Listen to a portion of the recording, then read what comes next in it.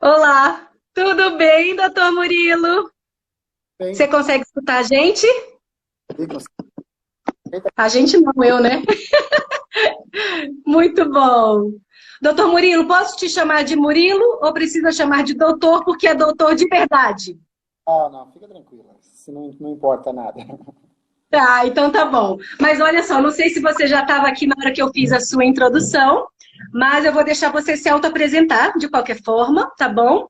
Então, gente, convidei o Dr. Murilo para trazer um pouco para vocês do aspecto sobre epigenética e a partir do que ele for falando, que ele é um estudioso disso, eu vou perguntar um monte de coisa porque eu estou cheia de dúvidas também. Eu espero que vocês tragam bastante contribuição de perguntas para a gente tentar, então, associar a informação, né, doutor, de reprodução, recepção de óvulos e a epigenética desse contexto como um todo. Tá bom? Então, só para dar abertura e entrada ao nosso live, eu sou a Bia Matos, embriologista, diretora do laboratório da Fertil Care de Reprodução Humana aqui de Brasília. Muitíssimo obrigada pela sua participação nesse convite dessa live de hoje à tarde. Por favor, se apresente e vamos começar. Ok, Bia, obrigado pelo convite. Então, eu sou o Murilo, sou professor e pesquisador aqui na Unicamp, Departamento de Biologia Estrutural e Funcional, e eu sempre trabalhei bastante perto da epigenética, né? Eu trabalhei já durante o mestrado com metilação de DNA, que é um dos aspectos da epigenética, e no doutorado eu trabalhei, e aliás é a linha de pesquisa que eu trago até hoje, eu trabalhei com RNAs não codificadores, que também são um outro aspecto que completa a epigenética. Tá? Na verdade, a epigenética é uma somatória de vários fenômenos moleculares. Tá? Mas eu não trabalho com reprodução humana assistida diretamente. Tá? Apesar de eu ter, dentro do meu laboratório, duas alunas que estão trabalhando com RNAs não codificadores para reprodução humana assistida, a gente não trabalha com o aspecto comportamental da Uhum. Falhou, epigenética. Falhou? falhou. Eu não trabalho diretamente com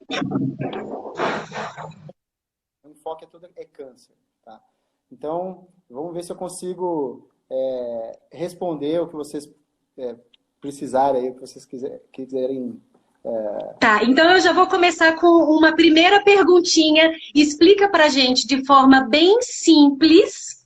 Esquece esses termos de metilação, fosforilação, RNA. Esquece isso tudo porque vai ser um pouco difícil para todo mundo acompanhar esses termos. Mas dentro do contexto, dentro da palavra epigenética, o que significa epigenética? Certo. O termo epigenética quer dizer além da genética. Tá? Então, esse epi na frente quer dizer superficial, em cima de. Na prática, é toda modificação que acontece no DNA, ou na manifestação do DNA, que não é causada pela alteração dos nucleotídeos, das bases do DNA. Então, você consegue alterar a maneira como que o DNA é lido sem alterar o que está escrito nele. Tá? Uhum. Vou fazer uma analogia que eu acho que está bem. Imagina como o DNA sendo um livro. Tá? Então, você pode ignorar alguma essa parte e pular para uma outra etapa, certo? Para um outro capítulo. Então, a epigenética seria isso, é não ler ou ler de uma maneira diferente uma parte, sem alterar o que está escrito. Tá? Então, imagina que as nossas células têm um livro, tá, dentro delas, que é o nosso DNA, que lá tem a receita para fazer todas as proteínas e tudo que ela precisa, tem o receituário dela. E aí, a gente pode adicionar marcas nesse DNA e falar o seguinte, olha, não leia esse gene agora, leia somente aquele outro gene. Tá? E esse é um aspecto muito importante da célula, simplesmente as células elas têm que se dividir as funções, né? O grupo ativado, né? São justamente as que dizem para a célula, olha, você é um tá? E aí, o mais legal é que essas marcas epigenéticas podem ser passadas de uma célula para outra, inclusive de uma geração para outra, de pai. Murilo, seu som tá falhando. Tá ruim o som? Tá falhando um pouquinho. Tá melhor? Será que a gente consegue melhorar? Vamos ver. Tá, então dentro desse contexto, falaram que se você tiver um fone de ouvido, parece que vai ajudar. Olha só, então dentro desse contexto, ô Murilo, a pergunta que sempre traz a angústia das nossas pacientes é assim, vou trazer exemplos práticos, tá? Eu sou uma receptora de óvulos, eu não tenho mais óvulos, ok? E eu preciso, para ser mãe, receber o óvulo de uma mulher mais jovem, que está disposta a doar, para que eu possa receber esse óvulo, colocar o espermatozoide do meu marido ali, criar este embrião para colocar no meu útero. Qual vai ser a minha participação nesta criança? O que que eu estou propiciando, proporcionando para ela, sendo esse útero apenas, esse óvulo não sendo meu? Legal, essa é uma pergunta bem interessante, né? Imagina então a gente conversar sobre esse livro, tá? Se você der o mesmo livro para duas pessoas lerem, essas duas pessoas podem escolher ler algumas partes do livro ou não, tá? Então, aquele embriãozinho que está crescendo ali naquele útero, ele vai conversar com a mãe, tá? Embrião e mãe trocam uma série de informações de diversos aspectos moleculares falando, tá? E, entre eles, essas marcas epigenéticas são trocadas também, tá? E aí, essa conversa do embrião com a mãe nesse ambiente uterino pode fazer com que algumas marcas epigenéticas sejam colocadas de maneira diferente numa paciente ou em outra, tá? Então, existe uma contribuição do ambiente uterino para o desenvolvimento embrionário e depois até, na verdade, o que a gente sabe hoje, se a gente relacionar com comportamento e cuidado materno, até nos primeiros anos de vida também. Essas marcas continuam a ser adicionadas depois que a criança nasce. Tá, isso daí é uma coisa bem interessante. Então, assim, só para ver se eu entendi e traduzir isso para todo mundo. Vamos lá, se eu tenho esse embrião, ok? Veio do óvulo dessa doadora e veio do espermatozoide do meu marido.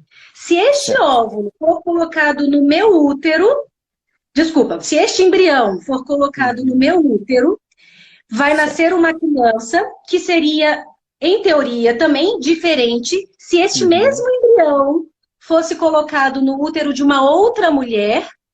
Ele não nasceria fisicamente diferente, mas ele teria o comportamento diferente, riscos de doenças diferentes. É isso, traduzindo um pouco?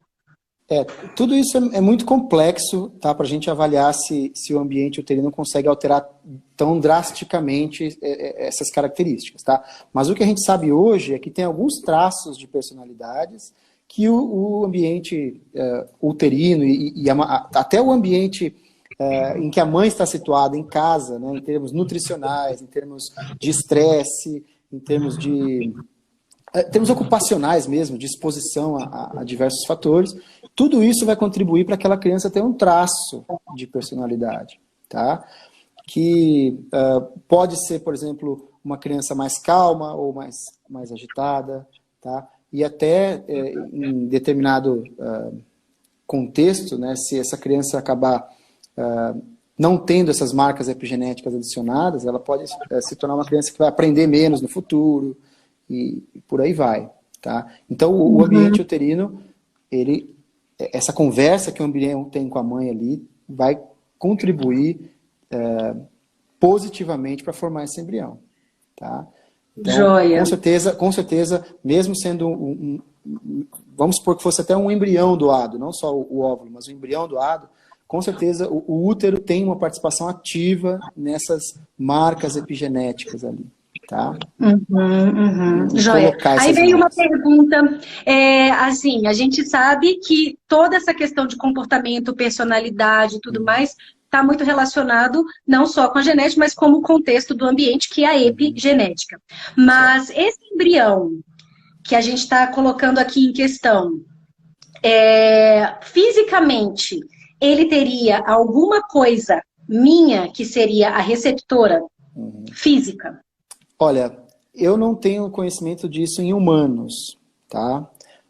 Em outros animais, a gente vê alguns aspectos físicos podem ser passados de maneira epigenética, tá? Mas isso em outros organismos nunca, pelo menos eu não tenho conhecimento de que isso aparência física é passada por exemplo, existe uma linhagem de camundongo que tem um pelinho amarelinho, tá? E de acordo com a alimentação que a mãe tem durante a gestação, os filhotes podem nascer com pelo amarelo ou pelo mais amarronzado, tá? Então, assim, a epigenética, a gente sabe que participa nisso, mas daí extrapolar para a aparência física já não tem nenhuma evidência científica de que isso acontece. Em traços de comportamento, sim. Você acha que é uma questão de mais anos de estudo, Murilo, para a gente ter essa informação no campo do ser humano? Ou você acha que não entraria, não é algo que... Existe investimento de pesquisa sobre isso? Não sei se existe investimento de pesquisa nessa parte física, tá? Porque justamente essa parte física é uma coisa que tem muito a ver com a sequência de nucleotídeos, sequência de base do DNA mesmo, tá? Então não é, na verdade, a interação ou ligar ou desligar genes, mas o cabelo, se o cabelo é cacheado, se o cabelo é liso, é justamente a sequência de nucleotídeos mesmo, tá? Mas eu não tenho dúvida de que, à medida que o ser humano conhecer realmente todo o genoma, a maneira como o genoma funciona, a gente talvez consiga chegar nessa resposta aí para essa pergunta. Mas assim, é até meio relativo eu questionar isso, porque sempre que existe o pareamento entre doadoras e receptoras, a gente sempre busca unir as pessoas que tenham características físicas já bastante semelhantes, né? Tipo, cor de pele, olho, cabelo, tudo isso para minimizar essas diferenças enquanto criança nascer. Mas daí você comentou sobre a influência da epigenética também, não só na parte no movimento uterino, né, desse crescimento fetal, mas também nos primeiros 1000 dias da criança. Fala um pouquinho pra gente sobre isso e os estudos que existem relacionados. Tá. Esses 1000 dias já somam a gestação, né, e mais 700 dias, que são os 2 primeiros anos da criança, né? Esses 1000 dias têm uma contribuição muito grande para a epigenética, tá? Para o padrão epigenético nessas crianças. E quando a gente fala em pós-nascimento, a gente lembra de cuidado materno, né? Porque nós, como mamíferos, tendemos a ficar muito tempo ao lado da nossa cria, até que ela tenha independência, né? Diferente de ave que põe no galho e empurra para o filho voar sozinho, tá? E tem alguns estudos muito interessantes com rato, né? E esses que mostram que justamente mães que cuidam muito bem dos filhotes, as filhas tendem a ser boas mães também, né? E mães que não cuidam muito bem dos filhotes, as filhas tendem a não ser boas mães também. E aí o pesquisador que trabalha com isso, ele provou que essa é uma característica epigenética. Porque, primeiro que ele foi no aspecto molecular, ele viu que tinha uma região do DNA que apresentava essas marcas epigenéticas, e também ele mostrou que se você fizer a troca dessas crias, né, que em inglês a gente chama de cross-fostering, né, seria você pegar a cria que nasceu de uma mãe que cuida bem, logo depois que ela nasce, você já põe para ser cuidada por uma mãe que cuida mal. E aí, pega essa cria que nasceu de uma mãe que cuida mal e põe para ser cuidada por uma mãe que cuida bem. E justamente essas filhas que nasceram da mãe que cuidam bem, mas que foram cuidadas por mãe que cuidam mal, também se tornam más mães. Mostrando que aquele comportamento logo após o nascimento, que a mãe não teve com ela, influenciou epigeneticamente aquela cria, ela cresceu, guardou aquela informação no DNA dela, né, aquela marca, e ela também não passa a cuidar mais das suas crias. Tá? Então, nesse ponto de cuidado materno, o DNA, que é a amostra, que é a informação biológica, não teve muita importância. O que teve mais importância foi a marca epigenética que foi colocada ali, né? E tudo Que isso tem a ver interessante. tem a ver com o hormônio do estresse, né? Então, se a gente for... Depois, se você quiser, eu posso passar todos esses artigos para vocês. Tem a ver com o Ah, estresse, com tá? certeza, passa sim. Isso é super É bem interessante. interessante. Bem Interessante. interessante. Você, existem outros exemplos também, alguns estudos nessa área bastante renomados, né? Eu vou pedir só para você Sim. falar um pouquinho, enquanto eu vou dar uma assistência aqui, que tem uma bebê me chamando. 2 segundos, Tá pode bom, tá falar. bom. Tá bom. Eu vou falar de um estudo agora que é de um pesquisador canadense chamado Richard Tremblay. E ele queria entender de onde surge a violência. Então, primeiro ele começou trabalhando em cadeia, né, em penitenciárias, e ele descobriu que tinham jovens que já eram agressivos por natureza. E ele, então, passou a pesquisar a violência nas escolas. E ele percebeu que até mais ou menos com um ano e meio, 2 anos, aquela criança já dava sinais de que ia se tornar uma criança agressiva. E aí ele foi estudar as famílias de onde vinham essas crianças. E ele percebeu muita coisa em comum. Tá? Essas famílias eram geralmente desestruturadas, existia bastante violência doméstica, existia desnutrição, existia também abuso de álcool e drogas.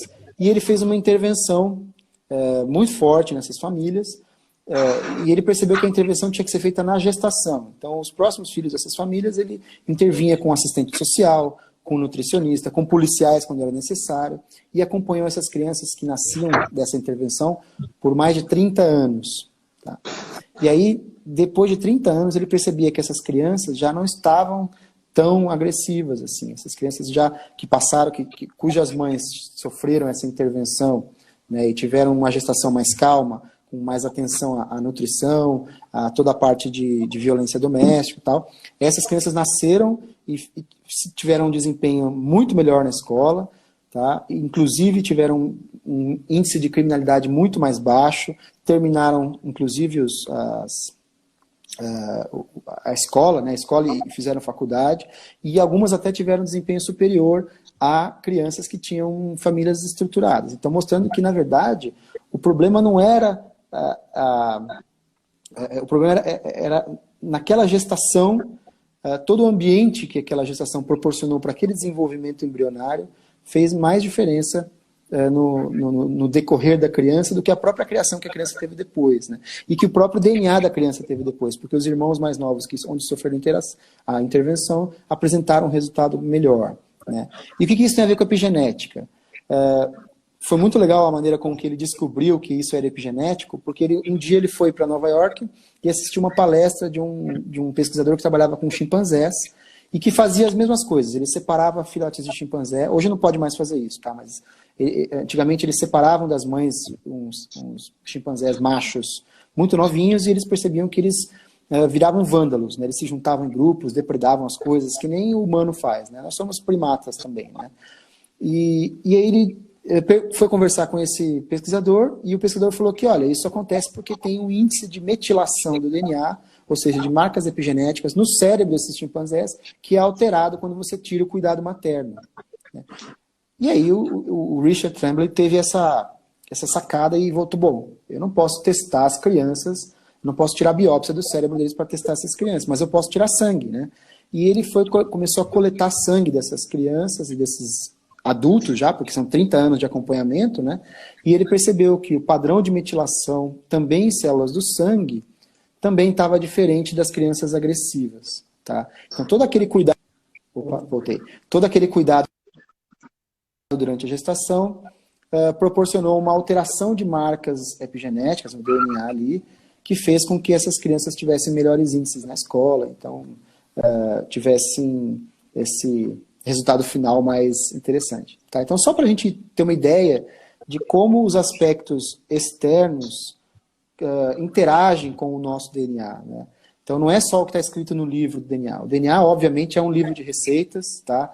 E a célula vai ler esse livro de receita e vai tentar entender o que está ali, mas a maneira com que o ambiente interage com essa célula vai fazer essa célula desligar ou ligar alguns genes de maneira diferente. Então, obviamente, o ambiente uterino e os primeiros anos de cuidado de vida aí vão ter muita participação nisso, né? É o que eu sempre falo, você pega uma receita de bolo E dá para duas cozinheiras prepararem, né? O bolo não sai igual. Cada uma vai olhar um pedacinho e falar, aqui eu vou colocar um pouquinho mais desse condimento, aqui eu vou colocar um pouco mais daquilo. Então os bolos vão sair ligeiramente diferentes, tá? Vão continuar sendo bolos do mesmo sabor, mas vão ter sabores com especialidades diferentes.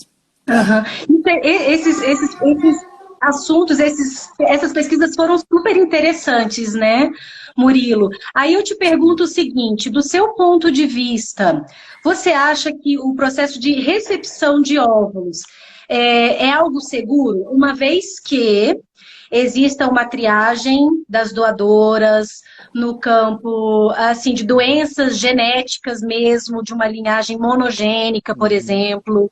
Ainda assim, câncer, você trabalha com câncer, a gente sabe que não é uma doença monogênica. Outras, diabetes, enfim, várias outras doenças. Como eu quero perguntar para você no sentido de você acha realmente que isso é seguro, um processo de ovo-doação, ovo-recepção, para quem está recebendo? Sim, eu acredito que seja tão seguro quanto adotar uma criança, tá? Existe... eu estou falando isso como um pesquisador de câncer, tá, gente? Então, obviamente, deve ter muito detalhe aí que eu talvez não tenha o conhecimento. Mas a gente tem que pensar que existem muitas doenças que têm cunho genético, tá? Como você comentou, doenças monogênicas, onde a alteração de uma base no DNA vai dar aquela doença em 100% dos casos, ou na maioria dos casos, né? E isso não tem o que a epigenética fazer, tá? Então existe essa chance, hoje nós temos tecnologia para rastrear isso aí, tá? E testar os embriões gerados, né, para transferir o embrião saudável, tá? Mas ainda assim, a gente tem que lembrar que a gente só acha o que a gente procura. Então o rastreamento é feito procurando uma série de doenças. A gente não rastreia procurando todas as doenças, né? Não existe ainda um teste que vai rastrear todas as doenças do mundo, tá? E assim, outras predisposições a outras doenças também não são completamente explicadas hoje em dia. Então, pode ser que desse DNA, desse óvulo, chegue ali uma alteração genética que não dê doença, mas pode dar uma predisposição no futuro, se aquela pessoa tiver algum comportamento, da maior interação com álcool, enfim, com qualquer outra coisa, pode ser que ela desenvolva algum tipo de doença. E isso a gente não consegue prever ainda, tá? Então, assim, eu acredito que, na verdade, isso também está no filho biológico, esse risco que a gente tem. Tá? Exato, então, exato. A gente não consegue mapear tudo isso, né?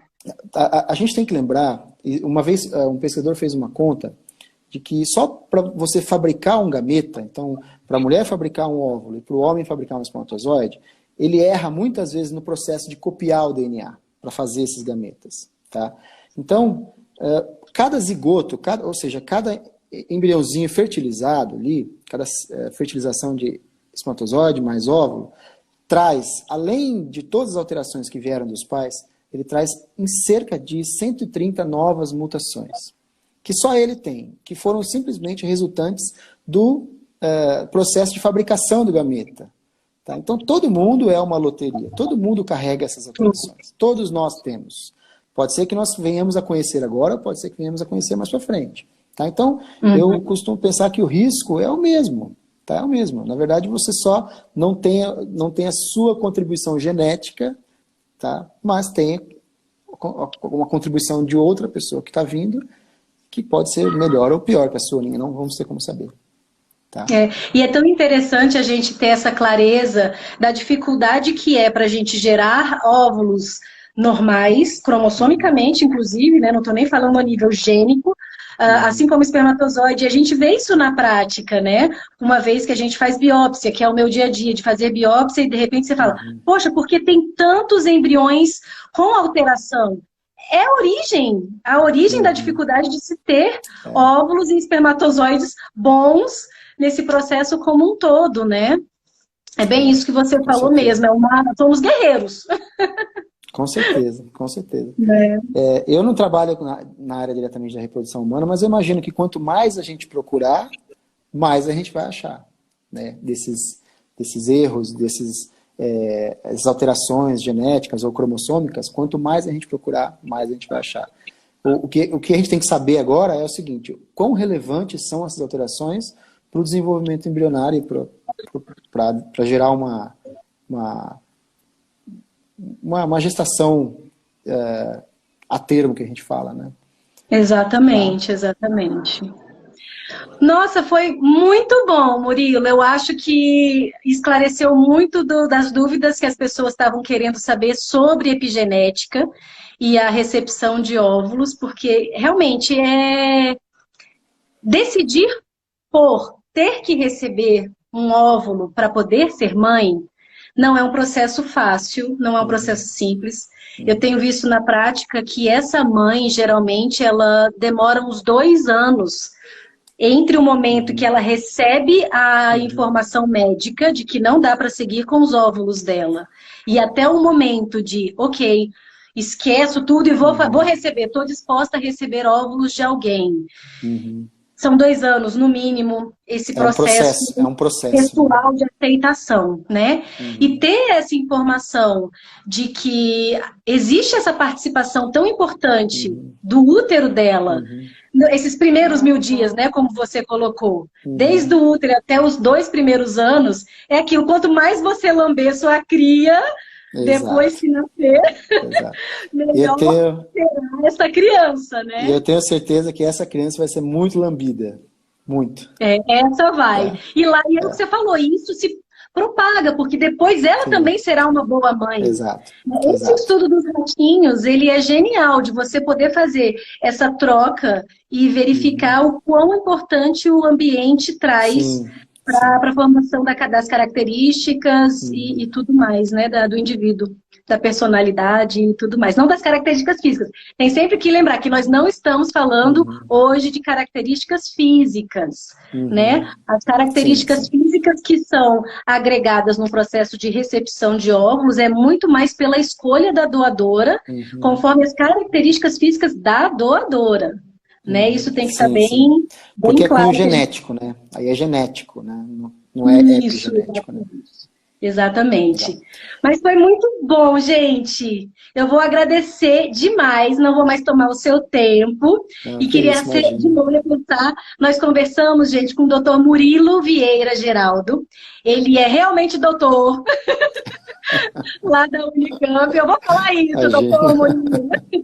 E ele trouxe muita informação legal pra gente a respeito de epigenética, que é uma coisa que ele estuda. E o convite foi feito justamente por isso. Porque por mais que eu leia sobre o assunto, é sempre melhor trazer alguém que é expert no assunto. Não é verdade? Quem me dera.